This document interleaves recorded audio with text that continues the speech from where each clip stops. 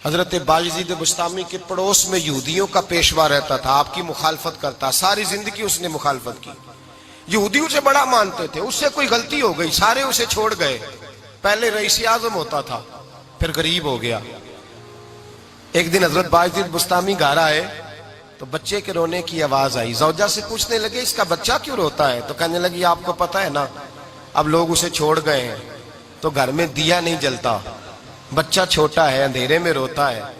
رات گہری ہو گئی تو حضرت بايزيد نے اپنے گھر سے دیا اٹھایا، اپنے گھر سے دروازے پہ دستک دی، وہ باہر آیا تو جناب بايزيد کا انداز کیا ہے، اس نے مخالفت کی زندگی بھر، انداز کیا ہے، باہر آتے ہی نا آپ فوراً اس کو بولنے نہیں دیا، کہنے لگے او بھائی سن لے، میں پہلے بھی آ سکتا تھا، دیر سے اس لیے آیا ہوں کہ گلیاں سنسان ہو جائیں، لوگ سو جائیں، تجھے اور مجھے کوئی نہیں دیکھ رہا ہے کہ میں ہوں دوسرا تو ہے، اور تو مجھے اچھی طرح جانتا ہے بايزيد وہ نہیں کہ جو نیکی کرے گا اور دنیا کو بتائے گا، میں تیرا راز بھی رکھوں گا۔ اور بچے تو معصوم ہوتے ہیں نا، فرمایا میرے بڑے ہو گئے تیرے چھوٹے ہیں، یہ پکڑ لے دیا گھر میں لے جا، اور میرا وعدہ ہے کسی کو ساری زندگی اس نے مخالفت کی۔ وہ شخص کہتا ہے مجھے بولنے کا موقع ہی نہ دیا دے کے چلے گئے۔ اگلی شام پھر آئی، رات گہری ہوئی تو پھر دروازے پہ دستک ہوئی، میں باہر گیا، نیا چراغ، نئی بتی، نیا دیا، کہنے لگے دیکھ کوئی نہیں دیکھ رہا، میں اس وقت آیا ہوں جب تنہائی ہو، اور تو مجھے جانتا ہے میں غلط بات بھی نہیں کرتا، یہ دیا رکھ لے، میں کسی کو بتاؤں گا بھی نہیں۔ کہتے چلے گئے، تیسرا دن آیا تو وہ یہودی کہتا ہے میرے صبر کا بندھن ٹوٹ گیا، میں ٹوٹ گیا، ان کی نیکی نے مجھے خرید لیا، ان کے معاف کرنے نے ان کی عزت میرے دل میری روح میں بڑھا دی۔ کہتے ہیں جب دروازے پہ دستک دی میں باہر آیا، انہوں نے دیا تھمایا، کہنے لگے دیکھ بھی کوئی نہیں رہا، اور تو مجھے جانتا ہے میں مصطفیٰ کا غلام ہوں، میں جھوٹ بھی نہیں بولتا، میں بتاؤں گا بھی نہیں، تیرا راز رکھوں گا۔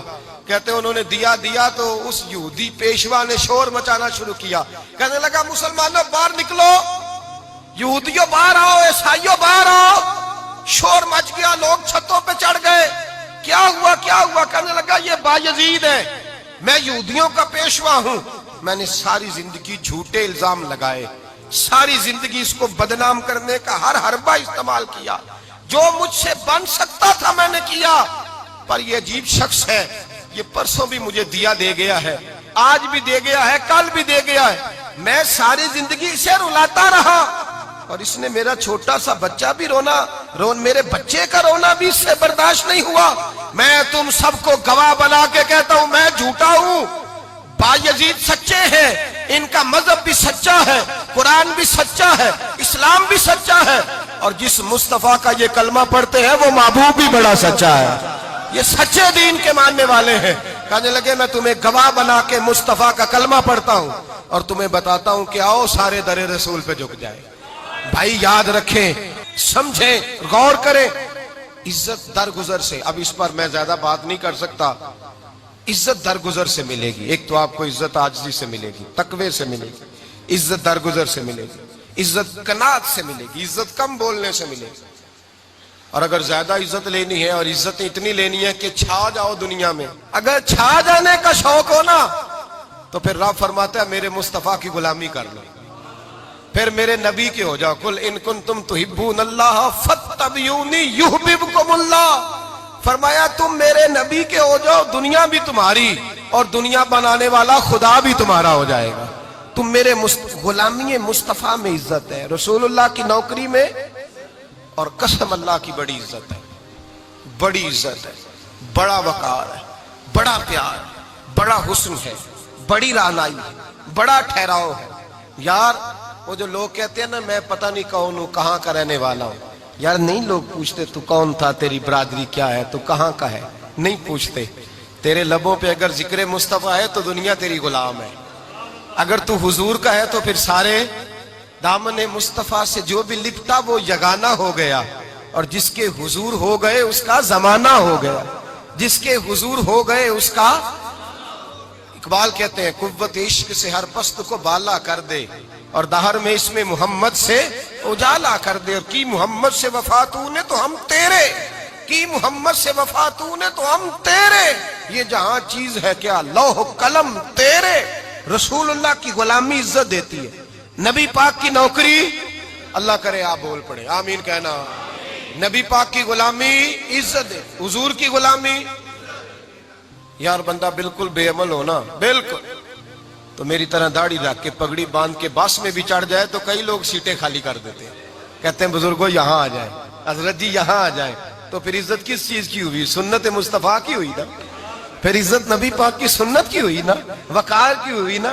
ایک صاحب، ایک بچے نے داڑھی رکھ لی تو مجھے آ کے کہنے لگے حضرت جی لوگ بڑے بڑے لقب دینے لگے ہیں. میں نے کہا کیا؟ کوئی کہتا ہے حضرت صاحب، کوئی کہتا ہے قاری صاحب، کوئی کہتا ہے حافظ صاحب، کوئی کہتا ہے علامہ صاحب. تو میں نے کہا تیری موج نہیں بن گئی؟ 4 سالوں میں حفظ ہوتا ہے، تجھے مفت کا لقب مل گیا ہے. سے نظامی 8 سال میں ہوتا ہے، مفت کا علامہ بن گیا ہے. تجھے وقار نہیں دے دیا اللہ تعالیٰ نے؟ عزت. میرے اعلیٰ حضرت فرماتے ہیں عزت در رسول پہ ہے، عزت حضور کی. اور اعلیٰ حضرت نے ایک بات لکھی ہے بڑی قیمتی، اور میں نا جب کبھی پریشان ہوتا ہوں نا تو میں یہ والی بات کھول کے پڑھتا ہوں اعلیٰ حضرت کی. یہ بات ڈھارس بندھاتی ہے، ڈھارس، توانائی دیتی ہے، پورا مضمون باندھا ہے. اعلیٰ حضرت کہتے ہیں بے روپیہ تھا مداری، روپ بدل بدل کے دکھایا کرتا تھا، بادشاہوں سے انعام لیتا تھا. ایک دن اورنگزیب عالمگیر کے پاس آ گیا، کہنے لگا میں روپ بدلوں گا، اگر آپ پہچان نہ سکے تو میں انعام لوں گا. آپ نے فرمایا میں کوئی ایسے ویسا بادشاہ نہیں، کہا مجھے دھوکہ دینا مشکل ہے. کہا نہیں میں روپ بدلوں گا. حضرت اورنگزیب عالمگیر بڑے نیک بادشاہ گزرے، بڑے پرہیزگار آدمی. وہ بے روپیہ کہنے لگا میں روپ بدلوں گا، آپ نہیں پہچان سکیں گے. فرمایا چل جتنا تیرے اندر زور ہے لگا لے. حضرت نے اعلان کیا کہ میں نے فوجی بھرتی کر دیں.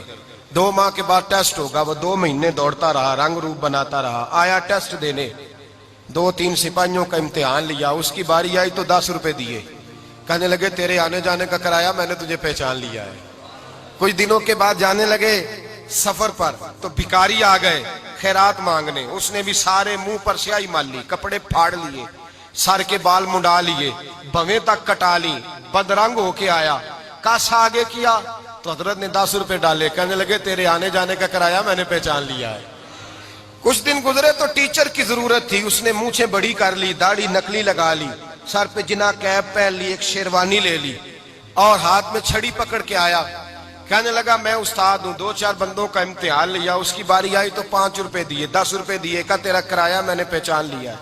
2 سال گزر گئے. وہ جب بھی آتا حضرت پہچان لیتے. ایک دن سفر پہ جا رہے تھے، بہت بڑا لشکر تھا، جہاد کرنے جا رہے تھے اورنگزیب عالمگیر. تو دیکھا ایک پہاڑی ہے، پہاڑی پہ لوگ جا بھی رہے ہیں آ بھی رہے. اورنگزیب عالمگیر پوچھنے لگے یہاں کیا ہے؟ کہنے لگے ایک بابا جی بیٹھے ہیں دعا کرتے ہیں، اللہ کے نیک بندے ہیں. اورنگزیب کہنے لگے یار پرانے لوگ سارے ہی اللہ والوں کو مانتے ہیں، یہ بھی مصیبت آئی ہے جتنی نہیں آئی ہے، سارے لوگ ہی مانتے. کہنے لگے ذرا میں دعا نہ کرا لوں، اچھے کام جا رہا ہوں. اورنگزیب بادشاہ تھے، بادشاہ لوگ نازک مزاج ہوتے ہیں. گھوڑے سے اترے، بڑی مشکل سے پہاڑی پہ چڑھے، اوپر گئے تو لائن لگی ہے، بابا جی غار میں بیٹھے. کہنے لگے میں نے ملنا، میں اورنگزیب ہوں. انہوں نے کہا ہمارا بابا اس طرح کا پیر نہیں کہ امیر آئے تو رنگ اور ہو، غریب آئے تو اور ہو. یہاں اگر ملنا ہے تو لائن میں لگ جاؤ، سب ایک جیسے. اب لائن میں کھڑے ہو گئے، 50 آدمی آگے تھے. کہتے ہیں 51واں نمبر تھا. تھک گیا دھوپ میں کھڑا کھڑا. جب میں پہنچا غار کے دہانے تو میں نے بابا جی کے چہرے پہ نظر ڈالی تو بڑا نورانی چہرہ، بڑی خوبصورت لب و لہجہ. میں نے کہا میرے جیسا آدمی بھی پگڑی باندھ لے تو اچھا لگنے لگ جاتا ہے، بڑا خوبصورت انداز. کہتے ہیں میں ان کے پاس اتحیات کی حالت میں بیٹھ گیا. میں نے کہا حضور میں جا رہا ہوں جہاد کرنے، دعا کرنا. بزرگوں نے ہاتھ اٹھائے، اللہ اس کی مدد فرما، دین کو غلبہ عطا فرما، اسے دین کا سچا پکا سپاہی بنا. پھر تھپکی دی، 2-4 نصیحتیں بھی کر ڈالی. دیکھنا ظلم نہ کرنا، زیادتی نہ کرنا، جب تو جیت فخر نہ کرنا، غرور نہ کرنا. نصیحتیں بھی کر دی. کہتے ہیں اب جب میں اٹھا تو 2-4 دینار بطور نذرانہ مسلح کے نیچے رکھے، اور الٹے قدم جب میں غار سے اترا انہوں نے رومال جھاڑا اور اٹھ کے کھڑے ہو گئے. کہنے لگے آج نہیں تو نے پہچانا، آج نہیں تو نے پہچانا، میرا انعام بنتا ہے، آج نہیں پہچانا، لا پیسے. اورنگزیب کہنے لگا یار تو نے حد کر دی، کہاں چڑھا کہاں کھڑا رہا، دھوپ میں تھک گیا، کمال کر دی بھائی تو نے. بتا تو کیا لے گا اب؟ تو دیکھ جلدی بتا، وہ کتنے لوگ پیچھے دھوپ میں کھڑے ہیں، لشکر سارا کھڑا ہے، کیا لے گا؟ اس نے کہا سب سے قیمتی ہیرے وہ ہیں جو تیرے سر کے تاج میں لگے ہوئے ہیں، مجھے تیرا تاج چاہیے. او بھائیو سننا اور یاد رکھنا، میرے اعلیٰ حضرت کہتے ہیں بادشاہ نے سر کے اوپر سے تاج اتارا، بہروپیے کے قدموں میں رکھا اور کہنے لگے یہ لے. اور یہ تو تیرا مانگنے پر میں نے دیا ہے نا، میں واپس آتا ہوں تو آنا میں اپنی مرضی سے بھی تجھے دوں گا. تو نے اورنگزیب جیسے بندے کو دھوکہ دیا، آنا میں اس وقت بھی دوں گا.